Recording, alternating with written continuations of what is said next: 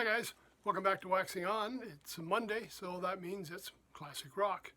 And today we're going to feature a band that really developed a whole new style of playing, and we're going to talk about one of its players. We're talking today about Dave Brubeck's band, and of course the player is saxophonist Paul Desmond. Now, I've got a couple of albums we're going to look at today, one of them being Dave Brubeck's greatest hits, and of course this was my first exposure into the music of Brubeck. And as I've told you a number of times out here, greatest hits I find is a great place to start. It gives you a good cross-section of what the bands do and gives you a chance to really get the flavor of what they're all about. Just to give you some idea of the tunes they're playing, we've got Take 5, which probably is the most familiar song that the band played. It's a Raggedy Waltz, Bossa Nova USA, the Unsquare Dance, The Duke, Mr. Broadway, I'm Dancing in the Mood, Camptown Races, In Your Own Sweet Way, and one of my favorites, Blue Rondo a la Turk. Now, we played this one with my big band, and I was surprised. It's a kind of a complicated song in 9/8, switching between 9/8 and 4/4. So a lot of very complex rhythms, a lot of things for the band to get their head around, and surprisingly, the audience really were accepting of this. I thought it was very different from our usual swing music we played, but they had no problem accepting something as complicated and as usual as what this was.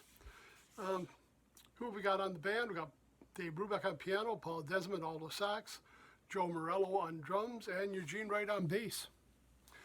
And the songs are different, a lot of very odd rhythm changes. We've got a lot of strange time signatures, and they navigate them so well. And one of the things that really stood out for me on this album was saxophonist Paul Desmond. And it gave me the first chance to hear him play. Very cool, laid back, played notes he needed to play. He made interesting solos, and they were not too complex, but they were very right on for what he needed for the songs he was playing. And the other album with Paul Desmond does the same thing. And this kind of brought me to mind of a number of things I've been seeing lately. And if you've been following the show, we do feature a lot of sax players, and unfortunately what I'm going to talk about probably happens more with sax players than other ones. But I've seen it happen with piano players, some trumpet players, and that's people that get caught up in playing everything they know, showing me all the scales, all the modes, everything they've studied. It's all right there in every solo. The solo has no shape, it has no beginning or an end, it doesn't tell any story, it's just a lot of notes thrown in my face. I kind of bring this up similar to me going to the mechanic and the mechanic showing me all the tools he has. I don't want to see the tools, I want you to fix my car. I don't want to see all the scales you've learned and all the modes you know, I want you to play an interesting solo. And there's been some great soloists. Paul Desmond is one of those. We've talked about some other ones beforehand. Jerry Mulligan, a great soloist as well. Jerry Nywood, that played with Chuck Mangioni's band, he had some excellent solos. They built to a climax. It had an ending to them. They told a story. And those melodies, you could almost sing his solos as a melody. I find a lot of times there is no melody in the stuff these new bands are playing. It's just a lot of notes. And even some of the songs some of the composers are putting out there have no melody. I'll go back to that old gray whistle test. If I can't sing that melody after I've heard the song, then I'm just not getting it. And a lot of these kind of fit in that category. Paul Desmond was very different. Paul Desmond played the notes he needed to play, and he told a story when he was playing. Now, he did that with Brubeck's band, but I also have an album of his, and this one's kind of maybe a little cheesy, I don't know. It was Bridge Over Troubled Water. And Brubeck kind of paved the way for what Desmond was doing. In this one, he breaks away from Brubeck and plays the music of Paul Simon. The whole album is Paul Simon music. I'll give you some idea what he's got on here. El Condor Pasa, So Long Frank Lloyd Wright, 59th Street Bridge Song, otherwise known as Feeling Groovy, Mrs. Robinson, Old Friends, America, For Emily Wherever I May Find Her, Scarborough Fair, Cecilia, and Bridge Over Troubled Waters. Now, what I didn't like about the album was they didn't credit all the players.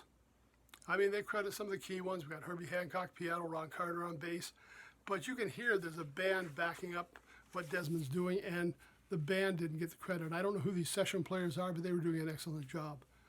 But as odd as it sounds of him doing a whole album of Paul Simon, it actually came off not bad.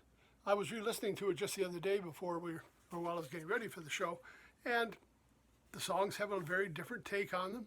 His soloing is, again, just excellent, just what needs to be there to tell the story. And to me, Paul Desmond was one of the great saxophone players. He may not have got as much recognition as he should have, but certainly he is one of my favorites.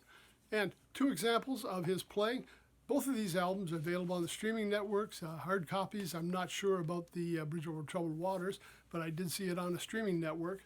We've got Dave Brubeck's Greatest Hits that gives us a whole band and kind of introduces us to what Paul Desmond can do. And then Paul Desmond himself on a solo album, Bridge Over Troubled Waters. And if you're like me and getting tired of that barrage of notes, and again, just come back, I said saxophone, sometimes trumpets.